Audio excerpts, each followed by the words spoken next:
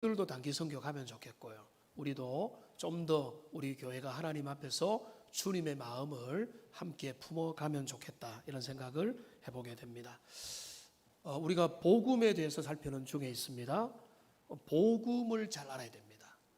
복음을 모르고 복음의 사람이다 할 수 없고, 그들은 기독교인이라고 말할 수 없기 때문에 그렇습니다.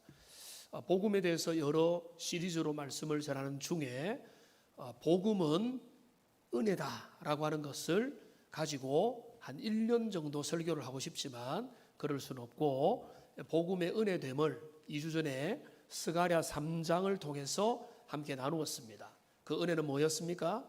더러운 옷을 입은 대제사장 여호수아가 마귀의 공략을 당하면서 너는 자격이 없다라고 하는 그 냉엄한 판단 앞에서 그 하나님이 뭐라고 말씀하실까 두려워하는 그 와중에 하나님은 마귀를 오히려 정죄하고 그 더러운 옷을 벗겨주시고 아름다운 옷을 입혀주시고 머리에 화관을 씌워주시고 너의 죄를 내가 사했다라고 하면서 그를 은혜로 불러주셨다.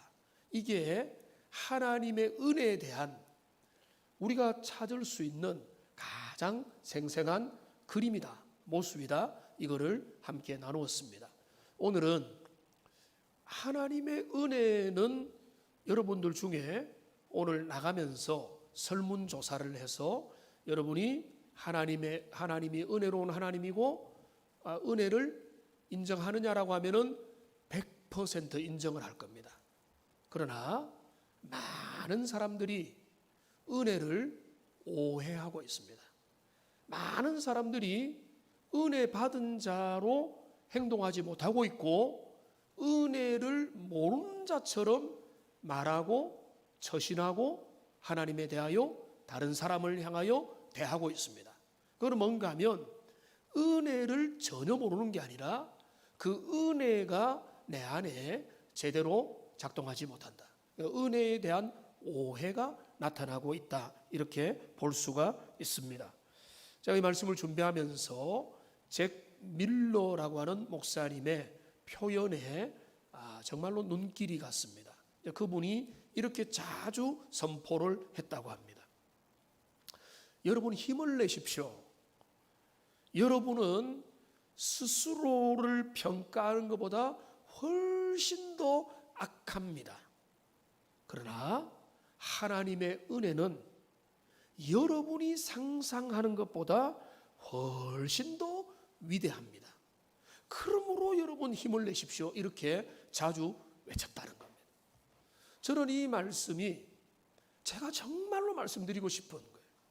은혜의 영광, 그 영광의 기쁨의 깊이라는 것은 우리가 좀 더 나아지는 정도에 있는 게 아닙니다. 오히려 정반대입니다.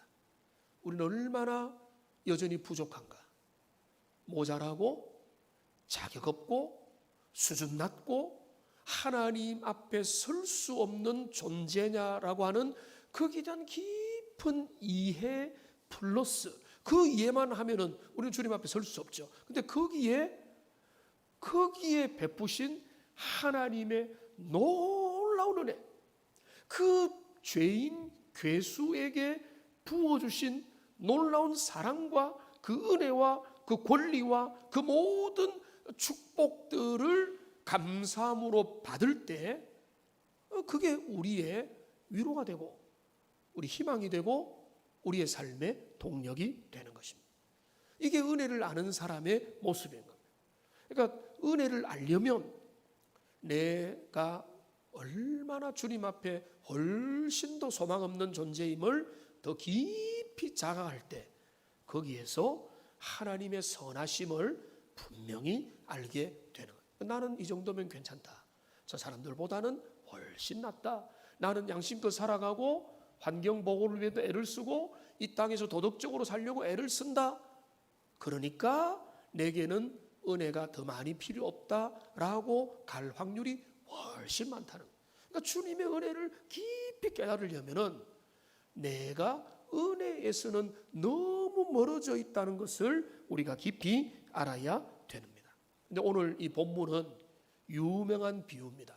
이 비유에 다뤄야 될 내용들이 참 많지만은, 그리고 제가 여러분들에게 몇 번 이 설교를 했지만 오늘은 좀 다른 각도에서 은혜를 두 자녀들이 얼마나 오해를 하고 있느냐라고 하는 이 부분을 가지고 살펴보기 원합니다. 근데 우리는 말씀을 읽는다 하지만 말씀의 오해를 너무 많이 하고 있습니다. 그 중에 하나가 이 비유에 대한 접근법입니다. 이 비유를 많은 사람은요, 저도 어릴 때 그렇게 숱하게 들었고 말을 해왔는데 탕자 비유라고 말을 하고 있습니다. 제일 균형 잃은 제목이 탕자의 비유입니다. 여기 이 비유는 차라리 두 탕자의 비유다 하면은 좀 훨씬 낫습니다. 왜냐하면은 집안에 있는 처자들도 비중 있게 다루기 때문에, 이 비유는, 그러니까 집 나간 탕자만을 다루는 비유가 될 수 없기 때문에 그 제목은 잘못된 겁니다.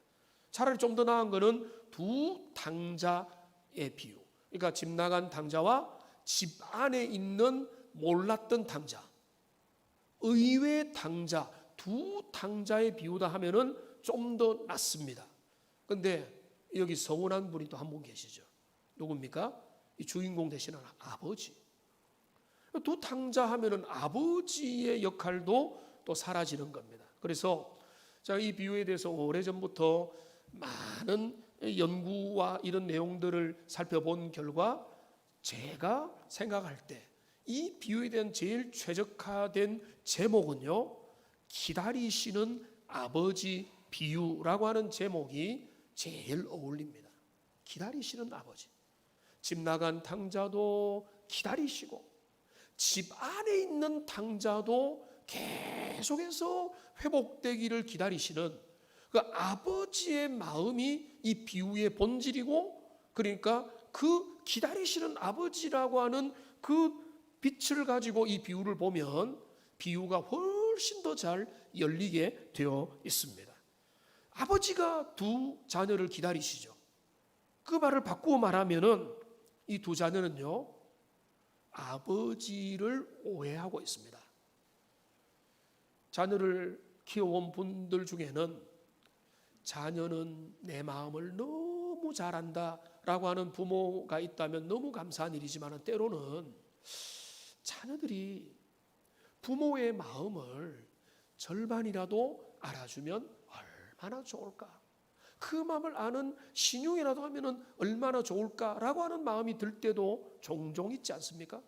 근데 지금 이 아버지는 그 집 나간 아들이 아버지를 이해하기를 기다려야 되고, 집 안에서 오해하고 있는 아들도 아버지를 제대로 이해하기를 기다려야 되는 기다리시는 아버지.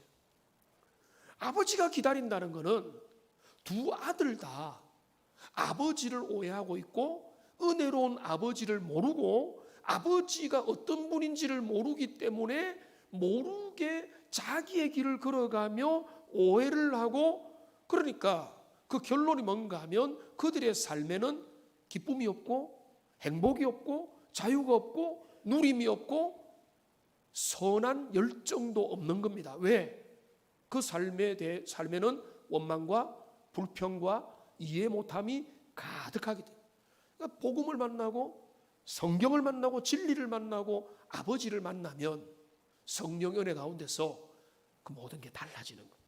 예전에는 원망하고 불평하고 세상을 비난하고 인생이 왜 이러냐고 모순 덩어리라고 삶이 이해가 안 된다고 모든 것들에 항의를 하는 자였지만은 복음을 만나고 진리를 만나고 주님을 만나면 이해가 되는 거예요. 그래서 근데 그 하나님은 기다려 주시는 겁니다. 오늘은 여기에 좀 초점을 맞추어서 좀 살펴보겠습니다. 아버지에게는 오늘 본문에 보면은 문제가 없습니다. 아버지는 어떤 아버지입니까? 은혜로운 아버지. 은혜와 자비를 자기의 백성들에게 끊임없이 베푸시는 분이심이 오늘 비유에 계속 나타납니다. 간단하게 보면은 먼저 아버지의 은혜는 어떻게 나타납니까? 첫째로는 탕자의 방황까지도 허락하시는 은혜입니다. 저도 10대, 20대 초중반 사춘기를 보냈는데 제가 그때 보내면서 사고 안 쳤습니다. 그러나 내면의 방황은 많이 했습니다. 근데 저는 그 시간을 많이 지나오고 나서 우리 하나님 아버지를 생각해 볼 때 우리 하나님 대단하시다.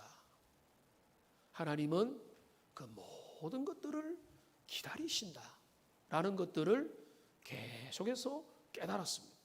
하나님 아버지는 붙들어 놓고 너의 그 기웃거림과 유혹과 그 모든 것들에 대해서 절대 안 되라고 못을 박는 그런 율법적인 분이 아니시고 방황하도록 고민하도록 신앙의 이성과 내 현실 사이의 그 차이 때문에 헤매는 그 기간들을 하나님은 기다려주십니다.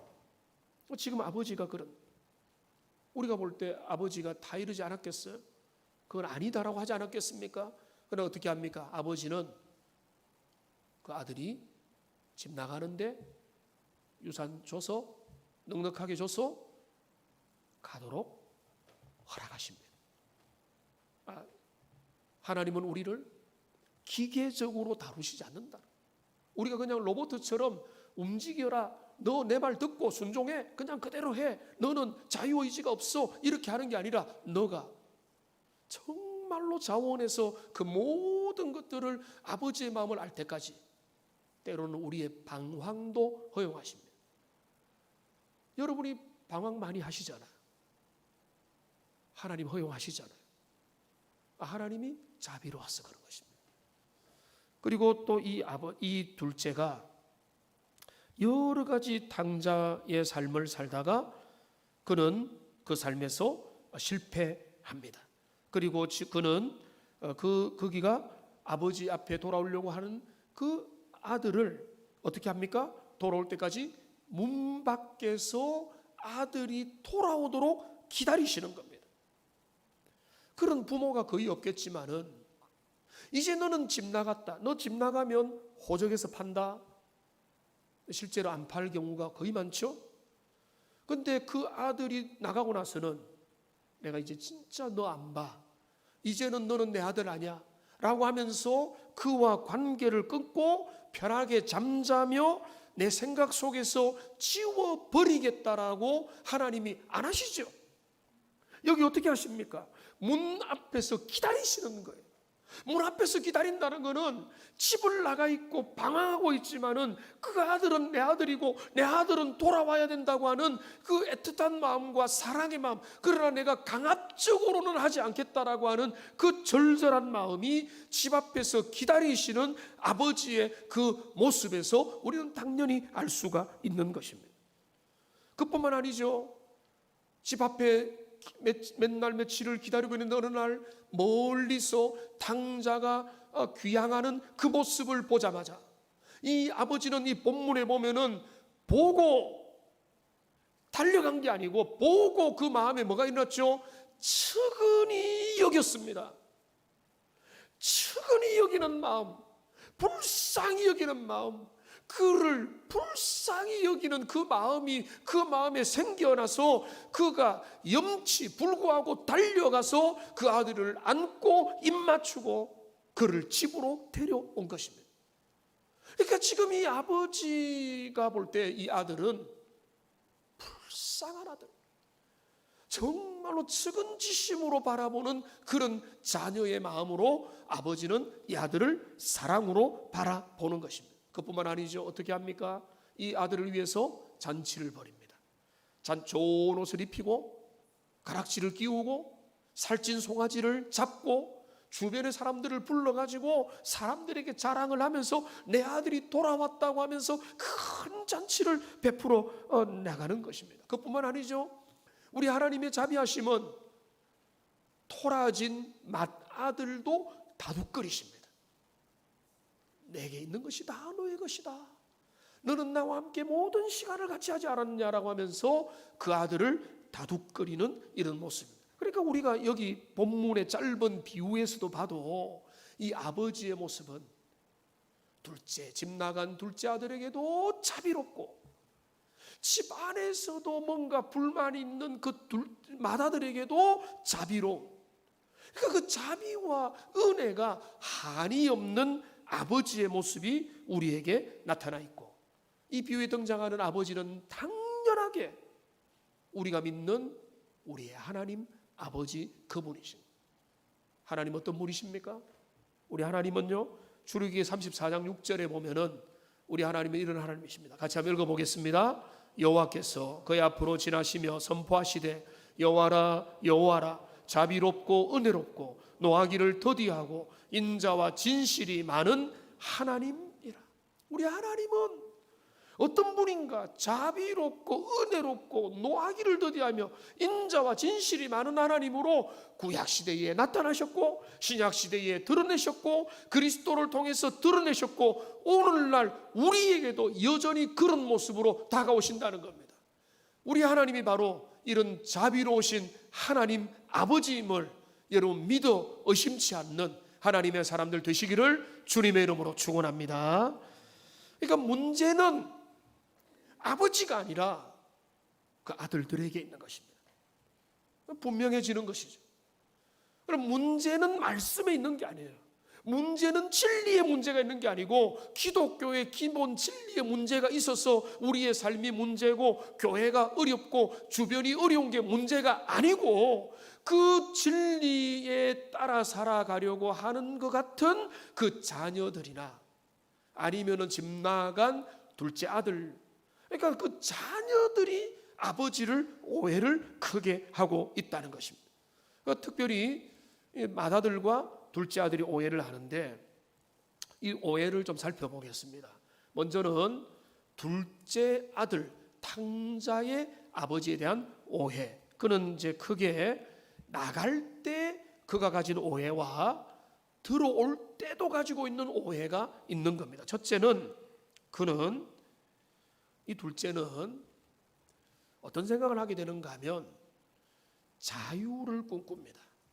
근데 이 자유는 뭔가 하면 기본적으로 아버지 집을 떠나는 겁니다. 아버지 집을 떠나서 내 의지대로 마음껏 사는 것, 하고 싶은 거 다 하고 누리고 싶은 거 다 누리고 아버지 없이 내 하고 싶은 거 다 하는 거, 이게 내 삶의 진정한 기쁨이요 자유요 자아성취다, 이렇게 그가 생각했던 것. 그러니까 지금 아버지를 떠나야 된다. 세상에 그런 사람들이 얼마나 많이 있습니까? 아버지 집을 벗어나고 싶다. 주님의 전을 하나님과 하는 그 관계를 해서 벗어나기 원했던 이 둘째의 마음. 그러니까 그 둘째의 그 마음 자체가 배은망덕이고 불효요 하나님 아버지를 가장 서운하게 하는 것입니다. 그러니까 이게 아버지가 어떤 분인지 잘 모르기 때문에, 아버지의 은혜를, 아버지의 사랑을, 아버지의 기대를 모르기 때문에 은혜를 오해하니까 아버지 집을 떠나고 싶은 거예요. 그러니까 그게 불신인 겁니다. 그다음에 두 번째로 이 탕자가 이제 허랑방탕한 삶을 살다가 가산을 탕진해 버렸습니다. 그러니까 돼지들이 먹는 쥐엄 열매를 옆에서 먹고 돼지와 그 돼지가 먹는 음식으로 싸워야 되는 그런 상황까지 이르게 되니까 그 마음에 어떤 생각이 드는가 하면 아버지 집으로 가야 되겠다. 아버지 집으로 가야 되겠다는 생각이야말로 참 좋은 생각인데, 근데 우리가 이 내용을 가만히 묵상을 해보면 그가 진짜 은혜의 아버지를 향해 나가는 건지 아니면은 부끄럽지만은 자격은 없는데 그 아버지 집에 가서 뭐 하려고 하죠? 아버지 집에 가면은 먹을 수는 있다, 양식은 있고 그러니까 그가 뭐라고 이야기합니까? 중요한 거는 나를 품꾼의 하나로 써주소서라고 이야기해야지. 이건 뭔가 하면 자기 합리화예요. 내가 아버지 앞에 면목이 없잖아요. 뭐라고 말을 하겠습니까? 그런데 우리도 저도 자존심이 강하고 여러분도 자존심 강한 분들 많죠. 자존심이 있는 사람들은 뭔가 하면 명분이 분명해야 됩니다. 이 아들은 명분을 세우는 거예요. 명분은 뭔가 하면 내가 내 먹을 거 역할은 하겠습니다. 그 말은 뭔가 하면 아버지와의 관계 속으로 들어가서 아버지와 누리고 교제하는 그 세계 속으로 들어가겠다는 게 아니고 여전히 은혜가 아닌 방식으로 아버지 앞에 오겠다는 것도 그 흔적 속에 남아있는 겁니다. 나는 자격이 없습니다. 나는 공로가 없습니다. 그러면은 그리스도를 의지합니다. 아버지의 선함을 의지합니다. 아버지의 선물을 의지합니다. 이게 아니고 나는 공로가 없기 때문에 자격이 없기 때문에 내가 열심히 일해가지고 저 품꾼처럼 나를 대해 주십시오. 여기에 은혜를 오해하는 흔적을 우리가 볼 수 있다는 겁니다. 그러니까 이 마음의 그 이야기를 하는 거죠. 17절, 18절에 보면은 특별히 이제 19절에 보면은 지금부터는 아버지의 아들이라 일컬음을 감당하지 못하겠나이다. 나를 품꾼의 하나로 보소서 하리라 라고 마음속으로 그렇게 작정을 하는데, 근데 여기 실제로 보면은 21절에서 아버지를 직접 만났을 때는 그 이야기는 뺍니다. 근데 뺐는지 안 뺐는지는 몰라요. 왜냐하면 1번 난 하주를 보면 어떤 사본에는 나를 품꾼의 하나로 보소서가 있다라고 했기 때문에, 자, 이거는 우리의 해석의 문제가 생겨납니다. 아버지가 덥석 안아줘 버리니까 이제는 그 말을 할 필요가 없다라고 느꼈을 가능성도 있고요. 여전히 그 말을 했다면 그는 여전히 은혜에 진짜 들어가지는 못하는 거예요. 왜냐하면 나는 자격이 없습니다. 나는 면목이 없고 나는 할 말도 없으니 나는 그 아버지의 자녀답게 들어갈 수가 없으니까 나는 일꾼이 되겠습니다. 이렇게 나가는 거예요. 우리에게 그런 말이, 그런 마음을 있잖아요. 내가 무슨 면목이 있다고. 근데 여기 이제 이 아들은 그 다음에 집에 와서 잔치 벌이고 난 다음에 어떻게 살았는지는 기록이 없습니다. 열려 있다는 겁니다. 두 가지 가능성이 있죠. 첫째는 그대로 아들은 항상 죄의식을 느끼면서 나는 자격이 없어, 나는 아버지의 자녀로서 자격이 없고 큰 실망을 시켰고 불효를 했기 때문에 나는 열심히 노력하고 일해가지고 그냥 내가 내 입에 풀칠하면은 그거로 만족하고 살아야 돼, 이렇게 사는 길이 있는데 그 길이 아버지가 원하는 길이냐는 거예요. 근데 어떤 사람들은 복음 앞에 들어오고 교회 앞에 와고 주님 앞에 왔는데도 그런 모습으로 살아간다는 겁니다. 주님이 우리에게 원하는 것은 그게 아니에요. 아주 뭐 배짱 좋게 살아라, 뭐 이거 넉살 좋게 그냥 뭐 옛날 이전 것처럼 살아라가 아니라 그 과거의 전철은 기억을 하지만은 아버지가 나에게 보여주신 그 은혜와 그 사랑이 너무 감격해서 내가 이제 자녀다운 사랑을 가지고 내가 아버지에게 보탬이 되고 아버지와 더 가까이 하고 이해를 하려고 하고 아버지를 위하여 집안의 일들을 감당하는 그런 자녀가 되는 게 아버지의 기대가 아니겠습니까? 그런데 이 둘째는 오해를 하는 거예요. 그리고 오해를 했는지 안 했는지는 정확하지 않습니다. 열려 있으니까. 그런데 지금 이 문맥에는 그런 흔적이 보이는 거예요. 내가 자격이 있느냐? 여러분, 복음은요 누구에게 주어집니까? 자격 없는 우리에게 다가오는 거예요. 자격이 있기 때문에 주님이 우리에게 은혜 주신다고 자꾸 여기면 안 돼요. 그리고 우리가 삶에서 실패하고 넘어지고 무너지고 뭐 부부 싸움하고 내가 또 실수하고 내가 또 하나님이 기쁨이 안 되는 생활을 좀 하고 나면은 내가 뭐 자격이 있나? 나는 실력도 없고 자격도 없고 능력도 없는데 하나님 앞에서 참 내가 구원시켜 준 것도 감사한데 나는 그냥 저 구석에 앉아가지고 그냥 눈치 보면서 살아야 되겠다. 이게 주님이 원하는 길인가요? 그게 은혜에 대한 오해라는 겁니다. 그 집안에 온 둘째는 자녀됨을 확신하면서 이제는 그 집안에서 할 일을 찾아가지고 그냥 아버지한테 애교를 떨거나 아니면 능력이 있으면 일을 하거나 그냥 자기 일을 아버지의 기업을 살피면서 하면 되는 겁니다. 그러니까 많은 우리가 그런 상태에 있지 않도록 이 둘째 아들의 그런 어떤 은혜에 대한 오해를 가져서 나의 자격지심에만 치중돼서 그러니까 내가 부족합니다. 내가 죄인입니다. 내가 천인공노할 죄를 저질렀습니다. 이게 잘못됐다는 게 아니고 여기에는 뭐가 덧붙여야 되는가 하면은 하나님의 은혜가 얼마나 놀라운가가 더 크게 나타나야 되는 거예요. 근데 이것만 있어요. 나는 죄인이고 나는 연약하고 나는 부족하고 나는 할 말 없고 하나님이 나를 축복하지 않아도 할 말이 없다. 이런 쪽으로만 계속 간다는 것은 이 둘째 아들이 집안에 오면서도 머뭇거리고 주저하는 것처럼 그 은혜를 잘 모른다. 그리고 은혜에 대해서 오해를 하고 있다. 이렇게 말할 수밖에 없는 것입니다. 이 둘째가 이제 어떻게 행동했을까? 그건 열린 결론이든 할 수 없지만 이 둘째가 진짜 아버지의 마음을 알았다면 이제는 감사하고 예배하고 기뻐하고 자원함으로 섬기고 그러니까 제가 주님의 몸된 교회에서는 이거밖에 없다고 하는 이유가 바로 그거예요. 우리는 하나님의 한없는 은혜와 사랑으로 구원을 받은 자기 때문에 우리가 할 일은 아버지의 호의에 감사하고 주님 앞에 기뻐할 그런 것밖에 없다는 것입니다. 자, 그러면 우리가 원래 받을 자격이 없는 우리에게 하나님이 주신 은혜다. 원래 은혜가 그런 것입니다. 그러니까 유명한 웬만한 많은 분들이 암송하고 있는 에베소서 2장 8절이 이렇게 나오는 겁니다.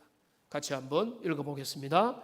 너희는 그 은혜에 의하여 믿음으로 말미암아 구원을 받았으니 이것이 너희에게서 난 것이 아니요 하나님의 선물이라. 한번 따라합시다. 그 은혜에 의하여 하나님의 선물이라. 그러면 그 앞에 뭐라고 하면 너희에게서 난 것이 아니라는 거예요. 너희에서 난 것이 아니라는 것은 너희의 수준, 너희의 능력, 너희의 의로움, 너희의 성품, 너희의 교양 이런 것들이 하나님의 은혜를 받는데 1도 보탬이 안 된다는 거예요. 그 은혜는 우리가 너는 봐줄만 하니까 하나님이 너희에게 놀라운 은혜를 베풀어 주신 것이 아니고 다만 주님이 우리를 불쌍히 여겨서 우리에게 은혜를 베풀어 주신 그거를 그 둘째 아들은 기억을 해야 됐던 것입니다. 그 다음에 맏아들의 오해가 있습니다. 우리가 깜짝 이 비유에서 놀라게 되는 것은 맏아들의 반응 때문입니다. 왜냐하면 집 나간 아들이 돌아와서 아버지가 잔치를 벌이면 그 아들도 옆에서 도우면서 너무 잘 됐다고 함께 도우면서 기뻐해야 되는데 웬일요? 오히려 이 아들이 밖에서 삐져가지고 화가 나가지고 그가 밖에서 들어가려고도 하지 않고 있는 것입니다. 우리를 당황스럽게 합니다. 왜냐하면 이 비유에서 집 나간 둘째 아들은 이방인을 대표하고 집안에 있는 첫째 아들은 유대인을 대표하기 때문에 그러니까 유대인들에게는 율법이 있었고 영광이 있었고 아브라함 언약이 있었고 모든 좋은 것들이 그들에게 함께 했는데 정작 하나님의 은혜가 나타나니까 은혜에 반응을 못하더라는 거예요. 오히려 이 집안에 있는 아들은 아버지를 크게 오해를 해가지고 뭐에 오해를 하는 겁니까? 아버지 처사가 마음에 안 든다는 거예요. 아버지가 그렇게 하면 안 되지 않습니까? 라고 하는 거예요. 그러니까 이 아들은 그 아들의 마음 속에는 그러니까 여러분 한번 분노가 터지면 있는 말이 속에 있는 말이 다 나오면 그 안에 본심이 드러나게 돼 있습니다. 첫 맏아들의 본심이 나타나는 거예요. 이 본심은 아버지의 처사에 대한 항인데 이 두 가지예요. 둘째에게 어떻게 잘해줄 수 있느냐, 그리고 아버지 내한테 해준 게 뭐냐 이거예요. 염소 한 마리라도 잡아줬습니까? 라고 말하는 거예요. 자비로우신 하나님 아버지를 둘째는 오해하고 있습니다. 그러니까 시험 드는 분들의 보면은요, 하나님에 대한 오해를 하고 있습니다. 한 달란트 받은 사람이 시험 들었죠. 시험 들은 내용이 뭐죠? 주인은 인색한 사람이라 이렇게 딱 나와요. 딱 그렇게 돼 있어요. 시험 드는 사람은 원망할 때, 그들의 마음에 볼 때 그들의 마음의 그릇대로 주인을 평가하고 하나님을 평가하는 거예요. 그러니까 그들의 마음에 하나님은 성에 차지 않는 것입니다. 그러니까 그 원망하는 마음이 있습니다. 그런데 너무 가슴 아픈 거는, 저도 집 나간 둘째인가 첫째에 가까운가라고 할 때 저도 어떤 의미에서는 첫째라고 볼 수 있어요. 4살 때부터 교회 안에서 살았으니까. 그런데 우리가 그렇게 되어버린다면, 교회 안에서 신앙생활하고 예배드리고 헌금봉사하고 헌신하고 섬기고 충성하는데 마음에는 은혜에 대한 감사보다는 원망과 불평과 이것도 마음에 안 들고 저것도 마음에 안 들고 이건 왜 이런지 하고 모든 것들에 시비 걸고자 하는 마음만 있는 거예요. 어떤 기회가 되면 터져버리는 거예요. 첫째 마음입니다. 은혜를 모르기 때문에 생기는 마음, 하나님의 은혜가 나타나는 것을 재지 못하기 때문에 그런 마음들이 생겨나는 겁니다. 그러니까 제일 슬픈 사람은요, 집 나갔다가 돌아온 둘째가 아니에요. 첫째가 제일 불쌍합니다. 아버지와 함께 살고 아버지와 밥 먹고 이야기하고 아버지 앞에 있으면서도 그의 생각하는 수준은 종의 수준이에요. 아버지의 자녀로서 아버지의 기대와 아버지의 성품과 아버지의 모습을 너무 모르고, 마치 예를 들면은 아버지의 가게를 아들이 좀 이제 돌보는데 아버지 가게가 잘 되는 거 생각도 안 하고 아버지 가게에서 내가 알바해서 돈 얼마 받는 것만 관심을 가지고 있는 아들과 같다는 말이에요. 그러니까 이 아들은 자기만 생각하는 거예요. 그러니까 아버지가 얼마나 넉넉한 분이고 아버지가 얼마나 은혜로운 분이고 아버지의 은혜는 한량없다는 사실을 그가 모르기 때문에, 근데 아버지 어떻게 합니까? 그를 역시 다 이루고 있습니다. 혼내기보다는 다 이루고 있습니다. 31절을 보시면은 너는 항상 나와 함께 있었다. 너는 항상 나와 함께 있었고 네 것이 다 내 것이다. 내 것이 너의 것이다. 너는 나의 기업을 함께 이어받을 자로 이 역할과 이 자리에 있지 않느냐라고 그 아들을 설득하고 있는 것입니다. 그러니까 은혜에 대해서 오해를 하고 있는 것입니다. 한번 정리를 해보면, 여러분 이 말씀에서 아버지가 문제가 없잖아요. 아버지는 은혜로우시고 아버지는 자비로우시고 둘째도 기다리시고 첫째도 기다리시잖아요. 그런데 우리가 정말 이 말씀에서 설교 제목까지 잡았던 이유는 둘째가 이방인을 대표하고 이방에서 돌아온 자들을 대표하고 첫째가 집안에 있는 유대인을 대표한다면 유대인도 이방인도 복음을 오해했습니다. 그렇다면 오늘 많은 사람들도요, 복음을 제대로 이해를 못합니다. 그 어디에서 나타났냐고요? 반응을 보면 나타납니다. 말을 보면 알 수 있습니다. 태도를 보면 알 수 있어요. 왜냐하면 그게 전부예요. 복음을 아는 사람은요, 아버지께 대한 원망을 하지 않습니다. 다른 사람을요, 긍휼히 여깁니다. 무자비하게 대하지 않습니다. 냉정하게 율법적으로 대하지 않습니다. 그거는 은혜가 없다는 증거예요.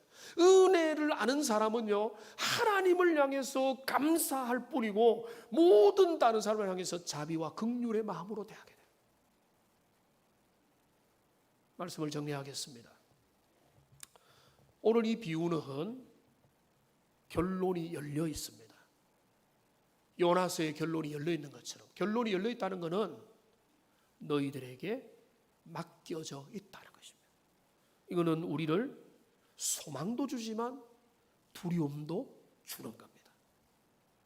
은혜의 하나님은 끝까지 기다리시며 은혜를 향해 나오는 자에게 안아주시고 은혜를 필요한 자들에게 모든 것들을 공급하시면서 우리를 기다리며 지키시는 아버지십니다. 그러니까 이 제목은 기다리시는 아버지 비유가 제일 어울리는 겁니다. 그분 앞에 집 나간 자녀도 그 은혜의 자리로 나오고 집안에 있으나 아버지를 크게 오해했던 그 아들마저도 아버지께 나오는, 그래서 그 은혜의 하나님의 성품이 저와 여러분의 모든 성품이 되어서 그 은혜를 아버지께 드러내고 감사하시고 또 주변의 모든 사람에게 은혜만을 드러내시는 하나님의 복된 자녀들 다 되시기를 주님의 이름으로 축원합니다. 기도하겠습니다.